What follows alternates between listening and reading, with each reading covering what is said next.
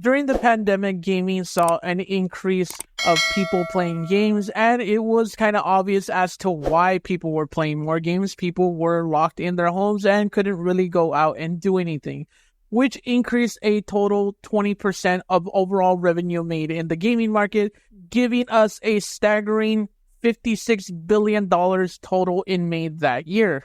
And in fact, if the trends keep going, by 2034, the gaming market will more than likely be a $1 trillion industry, which in itself is insane. But everything was going great in the gaming market during the pandemic until parts started to run out, which increased the current parts that we have right now with consoles and with PCs, which no one was able to buy a PC or a console unless you were willing to dish out $1,500 for a PC that really wasn't worth it at the time if you were building it from parts, or a console that was probably double or triple the price of what it should be.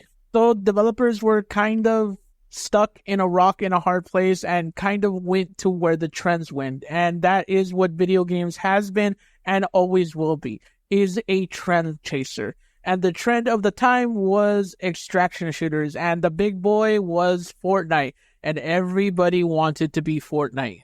So much so that PlayStation was going to make an increase of making almost every single one of their studios make an extraction or GaaS game, a game as a service, and everybody would follow suit. The only problem is people couldn't stay indoors forever, and these gaming companies made such an investment to these games to where they didn't think people would stop liking games in the service, that it caused an overall crash in the market. Not only with games as a service, but with people in general just sitting down and playing games. It wasn't going to be the same as it was, where people were just buying games over the things they could do to go out and the other activities that people usually do. And there is an explanation that I really like that I'm quoting from the streamer Destiny, which is ironic considering what the main topic of today is, which is Bungie. Bungie, the studio that never goes away, that's like a fly in my butthole that keeps bothering me and I keep making stories of, which is eloquently put by this composer with this clip. And the job of the sea is to make the bee sad. And it does, doesn't it? Composers know that. If they want sad music, they just play those two notes. But basically, it's just a B with four sads. Now it goes down to A, and now to G, and then to F. So we have B, A, G, F. And if we have B, A, G, F, what do we expect next? Oh, that might have been a fluke. Let's try it again. Ooh, the TED choir. And you notice nobody is tone deaf. Is that right? Nobody's, every village in Bangladesh and every hamlet in China, everybody knows. Da, da, da, da, da. Everybody knows who's expecting that E. Now, Chopin didn't want to reach the E. There was only to be expected that there was going to be a climb and then a down. And like he says in the video, we aren't tone deaf. This was very obvious that this was going to happen, because anything that goes up certainly must come down, and especially when you look at the fact that there was an unmitigated amount of people who were staying indoors, and not everybody could be Fortnite, and not everybody could be Apex, and especially not everybody could be World of Warcraft, which was what Bungie had at the time during the pandemic, was a giant game that was punching above its weight class, and of course everybody wanted a piece of that pie. So much so that it led Bungie to try to explore new avenues and was paid $100 million by a certain company in order to make a mobile game, which was racking up so much money during the pandemic because nobody could buy consoles or PCs. So the two ways that people were making money was with games as a service, and especially games as a service on your phone, because everybody has a smartphone that's able to play GaaS games. Well, this in totality led to Bungie kind of stretch thin with their talent and kind of push them towards Destiny 2 having more microtransactions, in order for them to be able to survive, and even then, they could not be profitable. In fact, so much so when PlayStation bought them in 2021, they made so many promises to Sony that they couldn't fulfill and are currently not able to fulfill. And PlayStation knew this. PlayStation knew that Bungie could not fulfill the promises that they were going to make and put terms into their contract that they weren't able to live up to the high promises that they made, that PlayStation would be able to dissolve the board and put their own board in. Somebody made a note of Bungie when they were part of Activision. That Activision was actually the ones telling them that they were doing too much microtransactions and should be working more on the core game. Which, when Activision is telling you that you're doing too much microtransactions, that is a red flag within itself. Now, if Bungie isn't able to deliver all the things that they said, which more than likely they're not, because Marathon is looking like a game that is really going to be really bad. And going back to the games as a service, where they were stretched out too thin with a mobile game that they were trying to try to make some cash on the side, and also with the games as a service that we're trying to make with Marathon and with Payback, they were stretched too thin and didn't have enough money to make. So much so that when Marathon was put into development, it was said to be very similar to Suicide Squad, which the game in itself is a colossal failure from one of the best developers in the gaming industry, from Rocksteady Games, who's made all those amazing Game of the Year contenders with the Batman games and the Arkham Asylum games.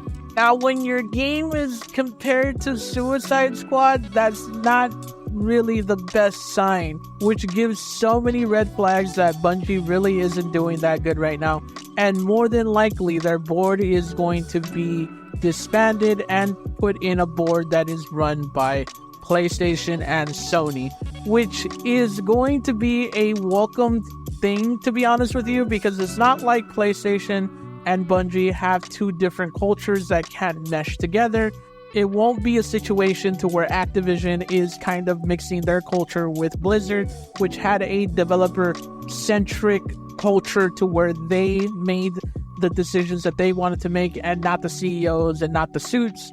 This is a different situation where PlayStation has a healthy relationship with their developers and a healthy first-party developers that they let them do what they want and creativity. So it's kind of a welcomed change of CEO. And the reason why I'm saying that this is more than likely going to be a welcome change is because Pete Parsons is the one who's gotten them into this situation more than one time already, leaving Activision and then kind of skyrocketing their microtransactions and then also running their company into the ground more than one time, and even after being bought by PlayStation, not being able to live up to its promises.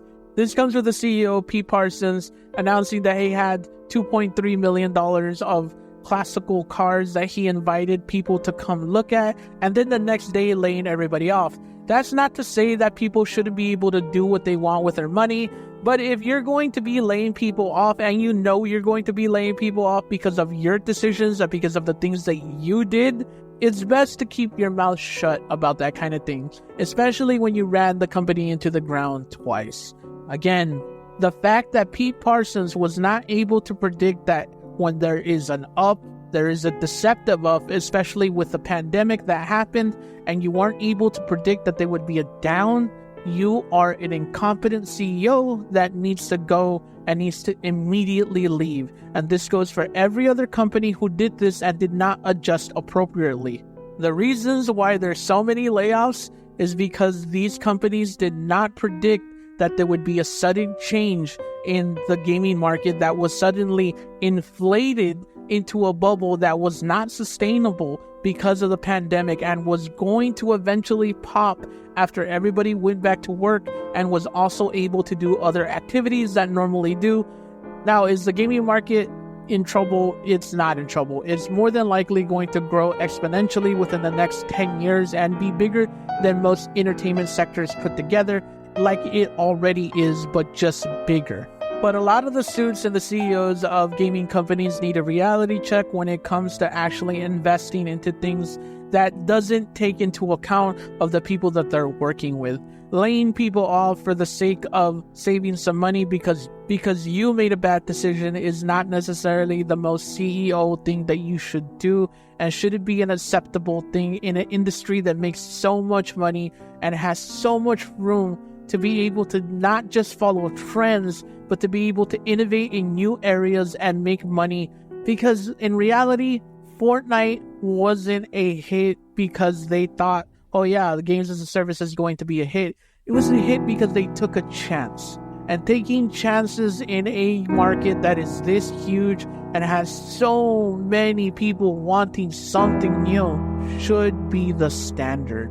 Thank you for watching, guys. If you like, make sure you guys like, comment, and subscribe. Also, the music that I made in this whole presentation and kind of breakdown was made possible because the streamer Destiny gave me the idea. So if you like that, he does a whole explanation on his channel on that. I think I explained it a little better, but whatever. Make sure you guys like, comment, and subscribe, and remember, you're pretty good. And also, if you enjoyed the video, make sure you comment in the comment section. Thank you.